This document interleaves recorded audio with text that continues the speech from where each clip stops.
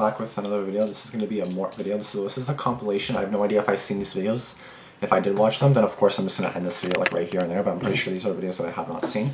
Because I'm pretty sure before I like downloaded it and put it on my desktop for the videos to react to, I think I checked it first, kind of skimmed through it, didn't watch it, just kind of like skimmed through just to see if it was anything like that I've seen. And if it is, then of course I'm not going to watch, but I'm pretty sure these are all new to me, so let's see. Let's go, guys. So this happened back in 6th grade. It's almost 14 minutes long. It's the closest I've ever come to dying.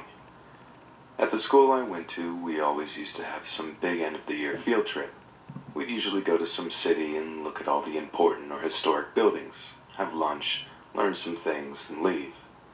That year, we were going to New York, and me and a couple of friends planned what we wanted to do.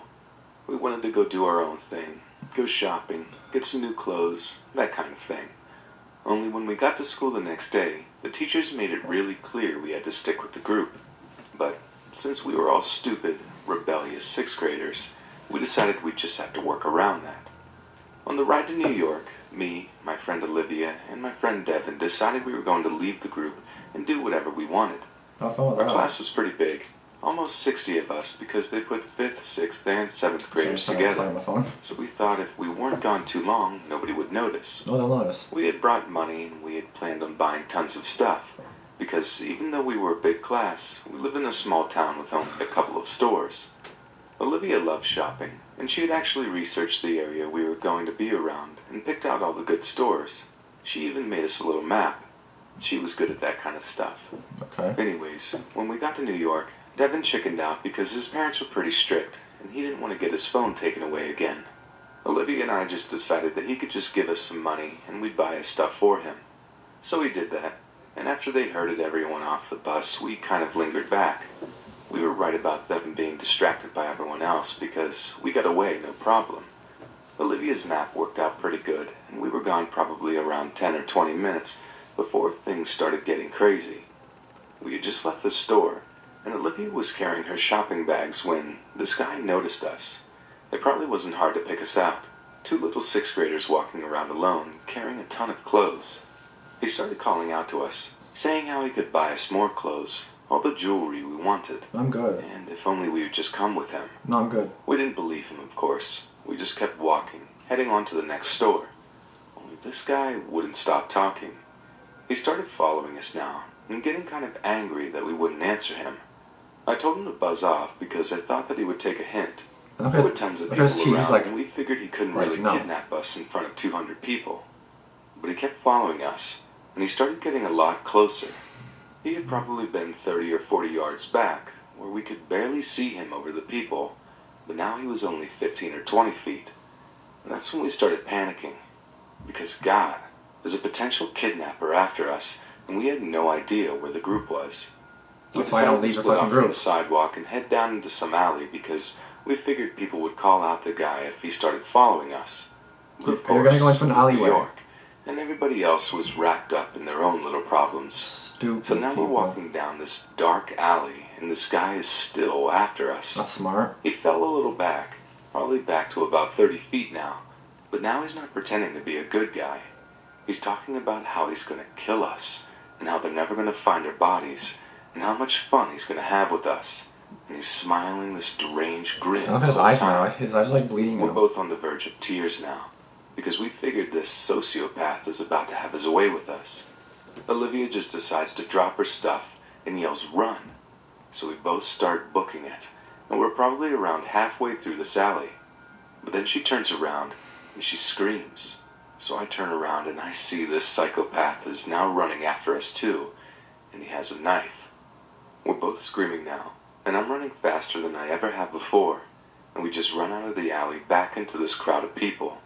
And as we try to get into this group of people to make sure this guy can't stab us to death, I turn around and he's just standing back in the alley, smiling. And I turn back around and this random lady is asking us what's wrong because we're both sobbing and Olivia's dress is ripped and I'm bleeding because my arms scraped the wall and we're crying so hard we can barely talk. As soon as we can actually manage to talk, we tell her about our school, and she looks it up and calls them, and we somehow manage to find our group again. We're both forced to stay right next to the teacher because they don't trust us anymore, and I honestly don't blame them. We didn't even tell them about the man, though. And as soon as I get home, I'm grounded and my phone is taken away. Dummy. But still, nobody but me and Olivia knows about that man. Dummy. School ends a couple of days later and I get my phone back, so I text Olivia and she sends me a picture of our class in front of some important building and says, "Look in the bottom left corner." It's the guy, isn't it? And that man is in it. Mostly hidden behind some wall, but you can still see his face, smiling that deranged grin for the camera. We never really talked about the man again. I didn't want to bring it up, and Olivia didn't either. I'm terrified of cities now. I like to stick to a couple of towns near me, and that's it. And there's a much lower chance of running into any psychopaths. Well, if you stay with your fucking group, then you'll be fine. That was your own damn fault. I don't feel bad for you. This happened to me when I was in first grade, so about First 6 or grade. 7 years old. I'm now in my mid-20s. Oh, damn. Every year, the first graders take a trip to the zoo, about an hour away from our town. I was a shy little girl, so I spent most of the bus ride staring out the window while the other kids were busy conversing with each other. A Okay. Jeep pulls up where I have a clear look into the vehicle and Oh, at the God. driver. We were on the interstate.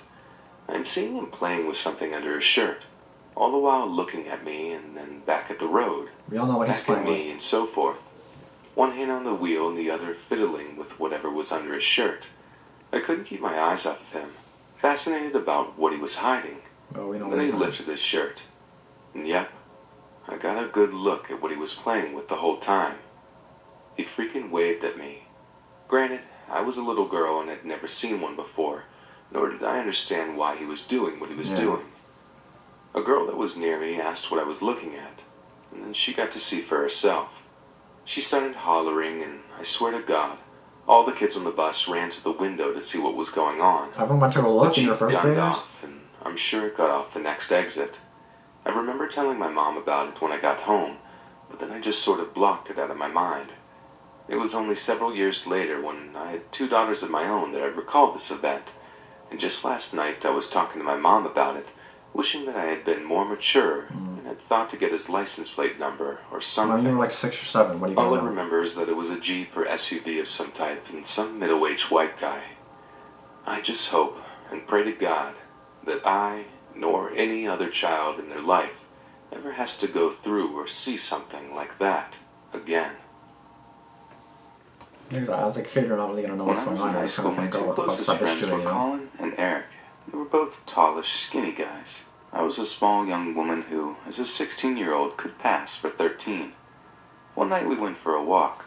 Well, I was walking and the two guys were rollerblading slowly along. To get to my home, we went through the middle school parking lot. The lot was at the Okay. front of the school and a row of trees separated the lot and the road. Just as we entered the lot, conversation broke as Eric and Colin decided to race to the end. They took off. As I was walking, a car pulled into the lot and slowly Worse as soon as drove you're up alone. beside me. Oh god, that guy It looks was like a about 10 pervert. o'clock at night, but the lights on the front of the school meant I could see the car pretty Yeah, clearly. he has like an orange It was jumpsuit navy or something. blue It's and like its he black escaped windows from were prison or tinted dark. something. There were no decals or anything on it. Nothing that said security or neighborhood watch. The driver was a Caucasian man, probably in his late 20s. He didn't look overweight, but his face was wide and looked a bit swollen or What his something. nose? He was wearing a red shirt, no uniform. That's He orange rolled down to his me, window okay. and spoke to me. "Hey, you're not allowed to be here. You're trespassing." I was confused. I stopped walking and took a small step toward the car to hear him better. Pardon me? I'm going to have to take you downtown. Get in the car." But you're not a cop. Now, it was pretty clear this guy wasn't security or a cop. Exactly. So I immediately put more distance between myself and the car. There you go. In a loud, firm voice, I said, "No." The driver looked confused at that. I glanced towards the end of the parking lot. Eric and Colin had seen the car and were skating back quickly. Good. He tried again. "You're in a lot of trouble. Get in the car." Yeah, a lot of trouble in my ass. No. So you're in trouble, bitch. At that moment, Colin and You Eric pervert. reached me. I think one of them asked the driver who he is. Yeah, The guy didn't say a word and just pulled away quickly. exactly. Now all he We sees all guys, three he's like, oh, I'm discussed out. how creepy that was as we continued our walk. When I got home and said goodbye to the guys, I went inside and told my mom about the incident. She thought I was overreacting. I found the non-emergency number for police and gave them a call. They told me at the middle school Get didn't curtains, have a yeah. security officer there, that there was no reason that he would have had any right to ask me to get inside of his car. Plus, that wasn't him. I have That clearly wasn't grapheme to him. color synesthesia, which gives me a very good memory for numbers and letters. I remembered the driver's license plate and told the police. Oh, awesome. But I'm not sure if anything came of it. Yeah, anytime a guy sees a girl alone, then a guy comes along and he's like, okay, bye. Months ago, I'm a single female with a 2-year-old daughter. Oh, shit. My sister and a few of her friends came over about 3 weeks ago to hang out, have some beers, and play Cards Against Humanity. Yeah. My studio has an enclosed patio, save for a door-size opening. No gate or door. Since my child was sleeping, I had everyone chill outside on the patio. We were having a great time, joking, talking, and listening to low-playing music, when the security guard entered my patio. Hi there. Are we being too loud? Has someone placed a complaint? No, you guys are fine. Just doing my rounds. He lingered for a minute more, then strolled out into the night. Okay. We continued our activities and didn't really give him a second thought. He returned about 25 minutes later, right after most of the group had left. Only my sister, her friend Cody, and I remained. He was an overweight, late 40s to early 50s white male and wore glasses. He strolls into my patio once again and strikes up conversation. We learned he is a retired cop that had quit the force after suffering a heart attack on duty. Oh, shit. He states he had to undergo a quintuple bypass surgery, and after recovery, he started night security jobs. I felt sorry for him because of his medical history, and sat and listened to him for quite a while. He must have stayed at least 30 minutes before my sister got uncomfortable and loudly announced that we were going to bed. He bid us good night and left. Once again, my sister said that she didn't like the way that he was looking at me, and she thought that he took a liking to me.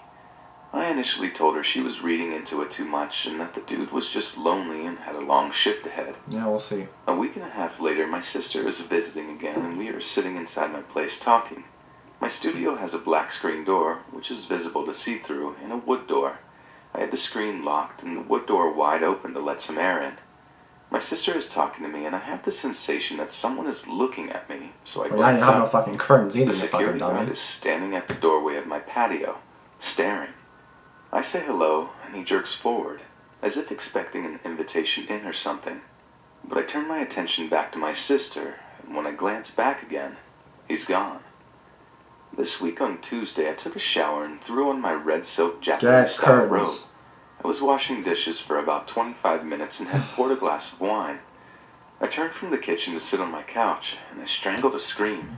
The security guard is almost pressed up against my screen door, staring straight at me through the foot-long crack of the wooden door. I was so startled and shaken, but Close that first damn thing door I and get did fucking was make curtains. sure my robe wasn't exposing me. I ran up to the screen. What are you doing? You scared me. No emotion, no apology. I was just doing my rounds. Yeah, my ass, my rounds. My scalp is crawling and I'm still Tired shaking. going in my house. Okay, well, I'm going to bed now. Yeah, bye. He is still right up next to the screen door, all the way Bye. inside my patio, and turns and looks at my beach cruiser parked against the wall. Oh, you have a bike? You should put that inside because someone could take it. Yeah, I'll get to it. Yeah, I pretty no. much slammed the door shut and locked the door. He just wants her to go I sit aside. down with the wine and Pervert. calm my nerves. I was shaken up but wasn't sure if he really was being a creeper or just a lonely individual that was looking for someone that had expressed interest. Well, either way, After a debate with my sus. friends and sister, I contacted the property manager. I was actually surprised at how quickly it escalated. They took my verbal incident report over the phone and just informed me today that the guy has been fired.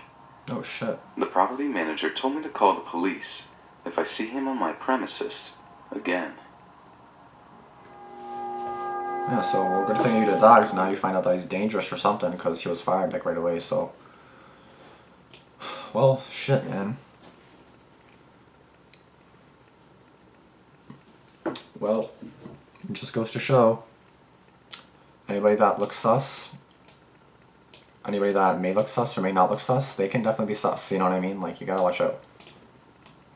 Like, you really gotta watch the fuck out, because you never know what's gonna go on, you know what I'm saying? So, like, be careful, and that's all I really gotta say, just be careful of your surroundings, like, mind what's going on, you know what I mean? Like, if you see anything possibly sus, then like look into it or report it or something. You know what I mean? Like get into it, because like you never know what it could, like what it'll escalate to. You don't know what the people have planned if they are playing something. You know what I mean? Like it's be careful. That's all I gotta say. Be careful. Because if you don't, it's not gonna end up good for you.